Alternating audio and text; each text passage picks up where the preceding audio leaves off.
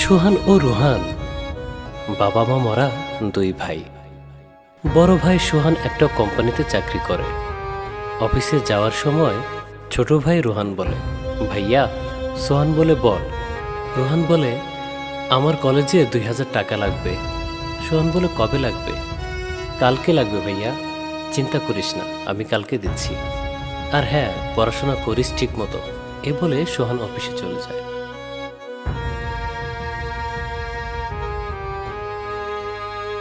পরের দিন রোহান সোফায় বসে ফোন টিপতেছিল।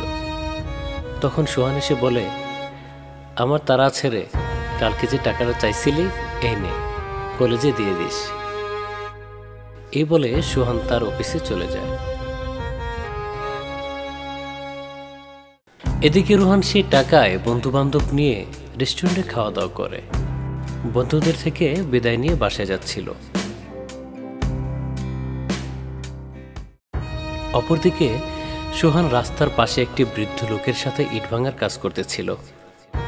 সোহান প্রত্যেকদিন অফিসের কথা বলে আসলেও সে আসলে অফিসে যায় না। সে আসলে ইট ভাঙার কাজ করে। করোনার সময় তার চাকরিটা চলে যায়, কিন্তু এই খবরটি রোহানকে বলে না। যদি এই খবরটি শুনে রোহানের মনে কষ্ট লাগে। একদিকে সংসার, অন্যদিকে ভাইয়ের পড়াশোনার খরচ, কাজ তো একটা করতেই হবে। তাই সে কোনো কাজ না পেয়ে ইট ভাঙার কাজ বেছে নেয়। প্রত্যেক দিন অফিসের কথা বলে বাসা থেকে আসে এবং ইট ভাঙে, আর সন্ধ্যাবেলায় অফিসের পোশাক পরে আবার বাড়িতে চলে যায়। ওই দিন বন্ধু বান্ধবের সাথে রেস্টুরেন্টে খেয়ে রোহান বাসায় ফেরার সময় রাস্তায় তার ভাইকে দেখতে পায়।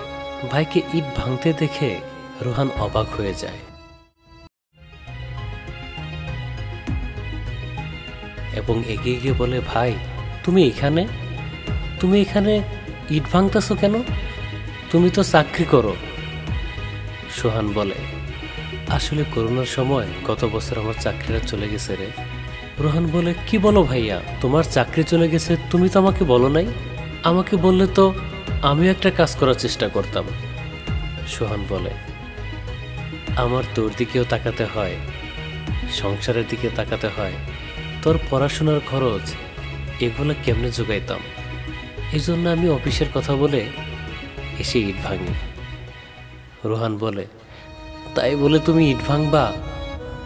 আমারে বললে আমিও তো তোমার সাথে একটা কিছু করার চেষ্টা করতাম, তাহলে তো তোমার উপর এতটা প্রেশার পড়তো না। সোহান বলে, আরে পাগলা, তুই বাসায় যা, আমি শেষ করে আসছি। কিন্তু রোহান বলে, চলো ভাই, তোমার এই কাজ করা লাগবে না। কাল থেকে দুই ভাই মিলে চাকরি খুঁজবো, ইনশাল্লাহ পেয়ে যাব কিছু একটা। যাদের কেউ নাই তাদের আল্লাহ আছে।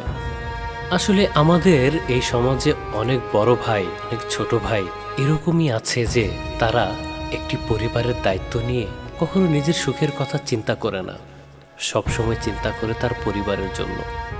আমরা তেমন ভাইদের সেলুট জানাই। আসুন, এই ভাইদেরকে আমরা সম্মান করি, ভালোবাসি। আমাদের এই ভিডিওটা দেখে যদি আপনাদের একটু ভালো লেগে থাকে, অবশ্যই লাইক শেয়ার করতে ভুলবেন না। কিন্তু সবাই ভালো থাকবেন। আসসালামু আলাইকুম।